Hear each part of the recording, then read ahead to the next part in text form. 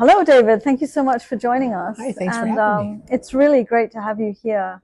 And we just wanted to just ask you to tell us and to tell the people who may be watching this a little bit about you and your experience with Parkinson's disease, kind of the symptoms and then the diagnosis. How did all of that pan out? Absolutely.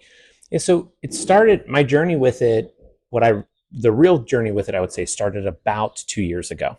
And I mean, at the time, I was 37 years old, right? You're dealing with what the doctors at the time thought was anxiety. Just was a lot of anxiety, which would cause my shoulder to hurt, would just cause me to be tired all the time. I was running into issues where I would have like a slight limp, like where my leg just wasn't going. And so most of it was, you're getting old, you're getting older, Dave, you're almost 40, you're not exercising as much as you need to, you should eat better, you have 2 young kids, you have stressful job, it's just stress, and kind of treated through that. And for a while I thought, okay, that's it. And some of the treatments we were going through, and it was working. Fast forward then a couple months, what ended up happening was I started getting some other neurological symptoms, like my face was going numb a little bit. And it was just like a random thing. So you kind of go to the doctor when they tell you half your body goes numb, go to the doctor, which really started that neurological visit journey. Because everything before that was with my primary care physician. And when I met with that first neurologist, what they focused on was everything but Parkinson's. Now, I'm a data-driven individual, so I always was Googling, like, I know some doctors don't like that, but Googling said, what's the art of the possible? What should we do? Exactly. And the fascinating thing was they never did any of the typical Parkinson's tests, like the finger tap tests. None of that was in any of my neurological exams. Everything was focused on, is this MS, is this ALS, and trying to roll out all of these other things for about 6 months. So over a 6 months process, we were going through, and they would never bring it up. And I would ask about it, like, oh, you're too young, you don't fit the description and the typical symptoms that we see. And they just moved on. So we got through all the end of the testing, and everything came back negative, which is good because some of those other diseases are very scary. Absolutely. And then finally at the end, the neurologist looked at me and said, well, if you were in your 60s, I might think you had Parkinson's. So why don't we try a movement disorder specialist? And as you're well aware, those generally have a 2 to 3 month lead time to get into, at least. I got lucky, it was about a month and a half. And within 15 minutes, she looked at me and said, I'm sorry, but you have Parkinson's. And that was April 9th a year ago. So this upcoming April 9th will be that day that I had that office visit. And it was one of those things where then once you realize what this is, and you start looking back at tired, there's on my medical records dating back 10 to 12 years was tremors, tiredness, general right side pain. I thought it was because I tried to run a marathon and, well, I overdid it. Yeah. But looking back, you realize this thing has been kind of lingering, and it explains so much.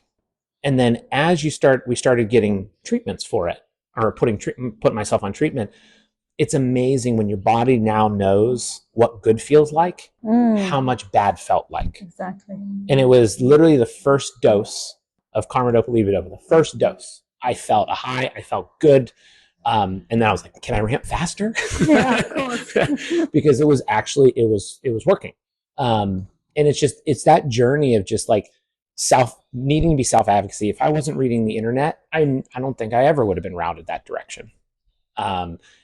And I wasn't freaking out about it. It's just like, hey, let me understand, what am I possibly facing? What are all of the possible options? Because nothing was fitting right. So along those lines, that's a longer journey than just 2 years. And when you're looking back on it, there are reasons, I think, that you've said that why you want to talk about this right now.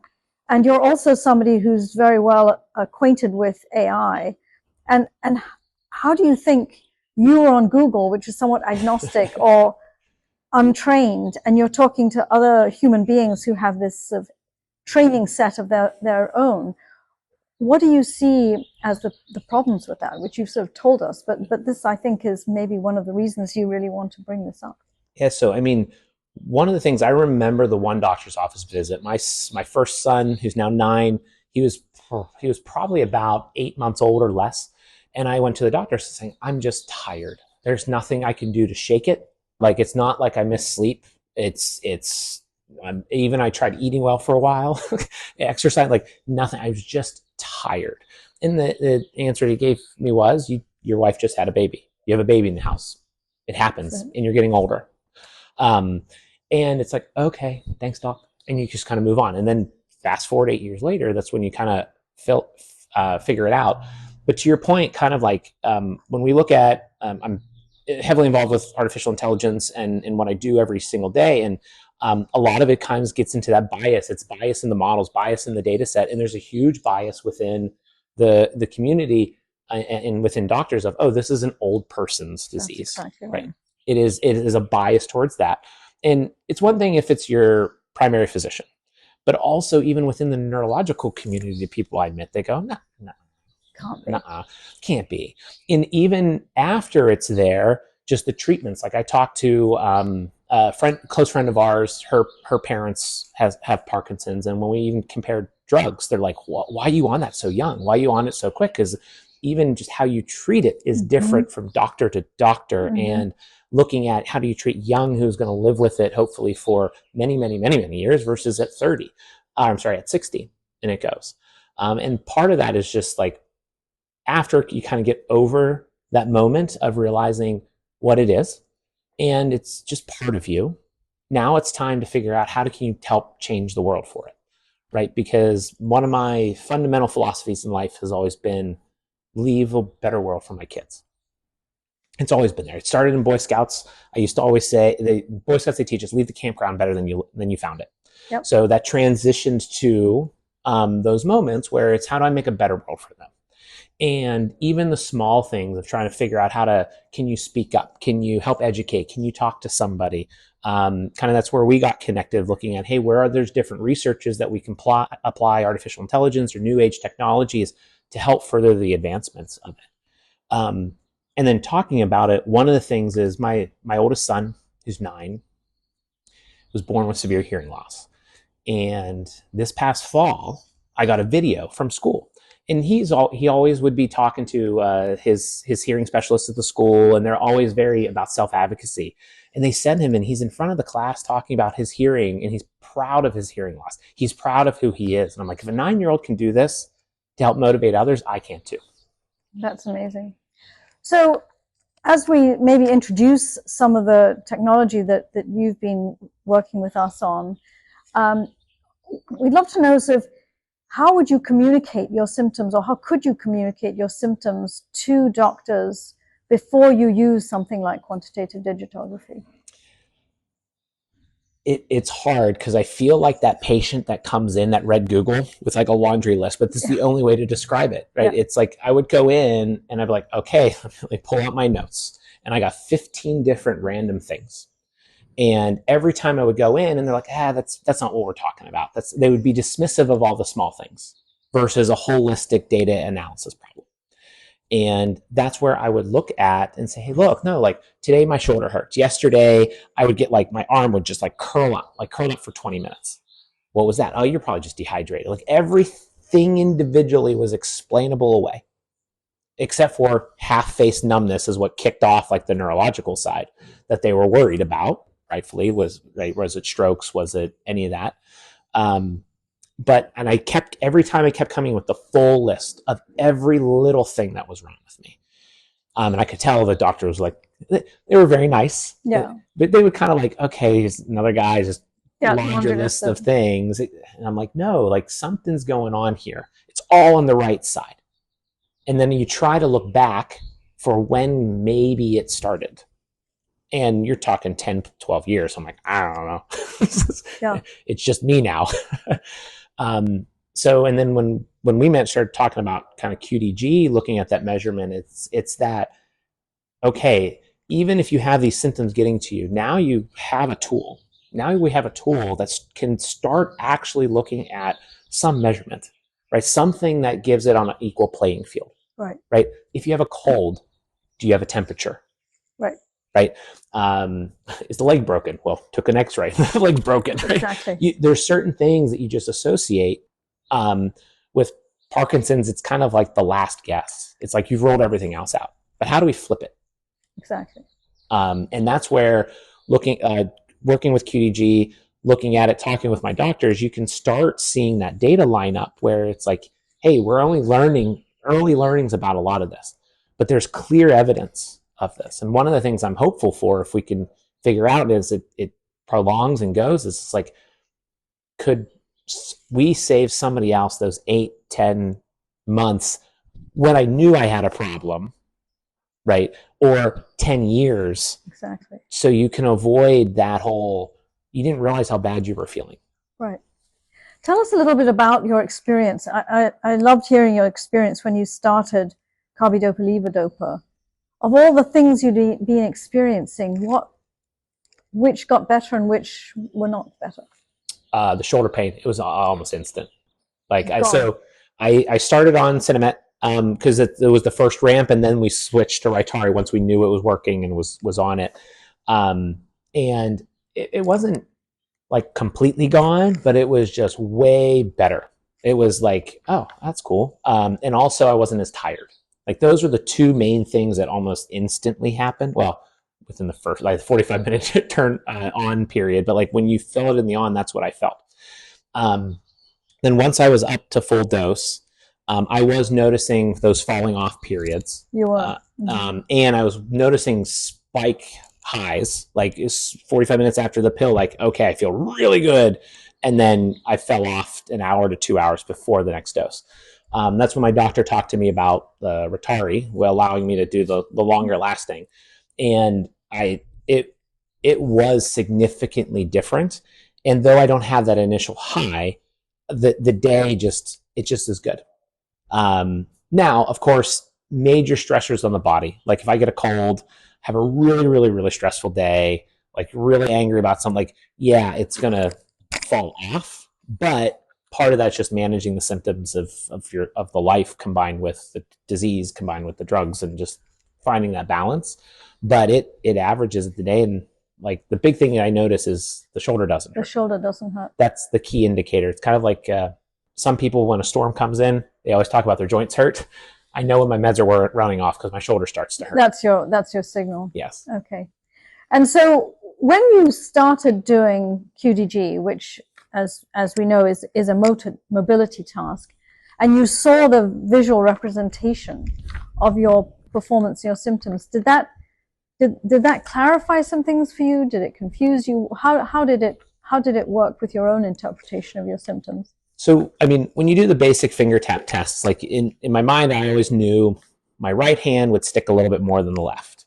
But then, like you do it long enough, the left starts sticking. So I was like, well, is it asymmetric? Is it not asymmetric? Right? Not being a medical professional, I don't exactly tell, but I was like, eh. But when we saw those QDG results, you really noticed, right? My right side versus my left. On and off meds. Significant difference. What was also fascinating that you kind of pointed out as well is like, hey, you actually do have a slight tremor on the left, which I don't notice. I don't feel every day. Maybe if I'm doing fine motor movements, maybe I'll see a little bit, but I don't ever notice it. But it's that being able to see, oh, there is a difference.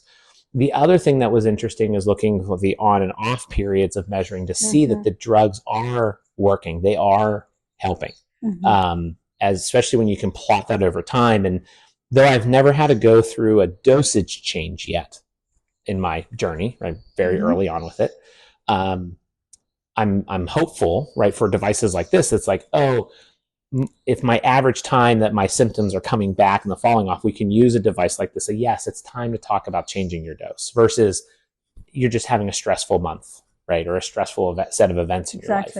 Because that, to be honest, is my big fear, is because stress has so much to do, even that underlying stress that you don't really notice, it just has such an impact with the Parkinson symptoms. It's hard to distinguish between, is the drugs not working today? Is it the stress? Is it something else?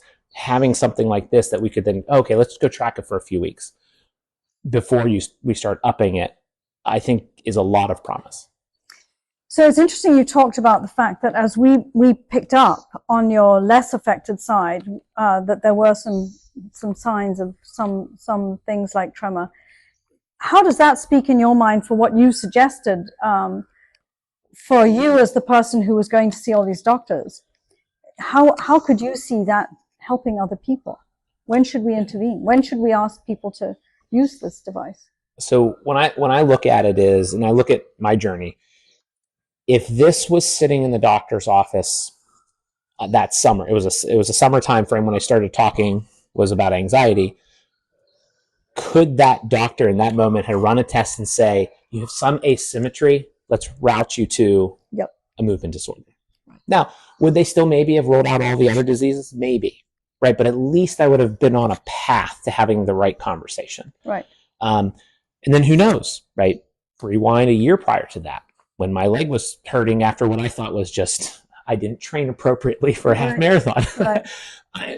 Could I have done it there? Could it have helped me 10, 12 years ago when I started having tremors, that it would have seen the asymmetry? Because like when I hold out my hands in a doctor's office, you're going to see both shake a little bit. That's right. Normal. It's normal. But with a measurement like this, could they have said, hey, we see some asymmetry. Let's at least have you go talk to these people. And what was eye-opening was not then, but let's say 3 to 4 months after the drugs really ramped up and started kicking in, I started understanding it a bit more. Just the knowing what good feels like, you really understand what bad was. Exactly. But when you don't have that comparison anymore, it just seems normal. That's right. That's right. Anything else you'd like to kind of tell us a little bit about your experiences, and how do you feel now that you have access to something like QDG? How does that make you feel as far as managing your Parkinson's? I'm hopeful for the future with it. When I've looked into a bunch of research, I mean, a lot of medical research and stuff, yes, there are definitely research foundations and stuff looking at the long-term studies. Part of the problem with Parkinson's, the more I've learned, is like, you have to look at how people progress over 10, 15, 20, 30 years. And there's not a high percentage of people that have been measured, because there's been no real way to measure, that have been my age or younger. Exactly. So some of it is taking it based on the data that's available. I view QDG as a device combined with the technology evolution that's going on right now using artificial intelligence. We have this opportunity to actually start really looking at a future where, yes, we're still going to track some people over 30, 40 years. But at the same time, we can use simulation technology. We can use certain things that say, okay, here's the patterns that we're starting, here's the patterns that we're starting to see on this 30-year-old block versus the 40-year-old block versus the 50, 60, 70, 80, and start doing some simulations. It's not perfect, but at least it gives us some information to then start figuring out, can we find the biomarker, right? Can we find different ways to treat this? And look at that, right? And just like, right, everything is, there's no magic that's just going to make it go away. But is there a way that we can manage it with diet, exercise, the right type of medications, the right kind of procedures like DBS? Like, is there a right concatenation at the right timing that we're missing? Data now is available for us to start answering those questions.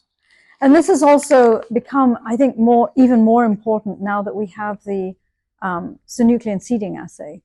So now people can, at the moment, the best way to do it is with a spinal tap. So that's a little invasive. But there are some people talking about whether this will become like your colonoscopy, something that people get screened for. And of course, my question always to that is, what happens if you're positive? Because there's nothing else. So this kind of monitoring is also probably going to be something that will garner that data really early on. But it also leaves, as you said, you don't want to leave people in the dark. Just say, oh, well, your test is positive. So there's a huge ethical issue of something like that being done in a general screening population. So does that sort of tie in with what you're thinking about with AI and really sort of clusters and patterns that we could maybe start screening more people and then helping people understand this early on? And hopefully at that point, we'll have some disease-modifying therapies out that we can actually help them with. I do. I do think it's a holistic approach question, right? I hear different stories from people that I meet, both with Parkinson's and other diseases, where it's like the easy answer is this, but when you start looking at things holistically, the answer actually becomes less clear. Right. So the question is, how can we provide more and more and more and more data attributes that makes me me, that makes you you, right, and then be able to say, okay, probability says, hey, let's kind of start looking at this, figuring this out. One thing I have noticed, like I was curious when I would hear these stories of Parkinson patients, they just don't want to get up and move. Like they just want to sit there. It's almost like a give up feeling, right? Especially as it progresses. And one thing I've noticed is something with the mentality, like, I just hurt right now. I'll walk later. But I'm learning more and more just how important it is to overcome that moment, right? Just to keep the day, because the days that I overcome that moment, the better I feel. And I do believe in, like, part of it is just like, hey, if you know these are the conditions, you know your brain is going to fight you. It enables you to be more resilient, right? Because you have knowledge is power, right? It allows you to be more resilient. No, I have to get up and moving, because that is a good medicine. It's a great medicine for this. Absolutely. And I think the sooner the people know it, I mean, I look at it as like, hey, you get busy with 2 kids being crazy. Let's not exercise. That's the last thing. But if you realize sooner how important it is, it's just that much helpful. So get up and actually do something. Yeah. That's why I'm a huge fan of the exercise bike and just doing 5 minutes a day, because it's getting over that hurdle. Because I agree, people who say that, they feel that once they're over that hurdle, they feel so much better once they've done it. And then it goes to 10 and 15 minutes. One thing I try to do is take, I'm on a lot of meetings, any one-on-one or mentoring meetings I take with people, I tell them, hey, I'm going to go for a walk.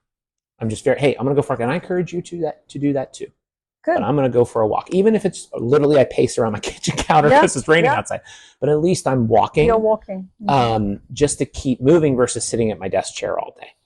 And I try to do that. And then I try to take the dog for a walk. There's a local Parkinson's rock climbing club around me called Pending Parkinson's that I participate, not as much as I want, but I participate in it, and just helping people get moving.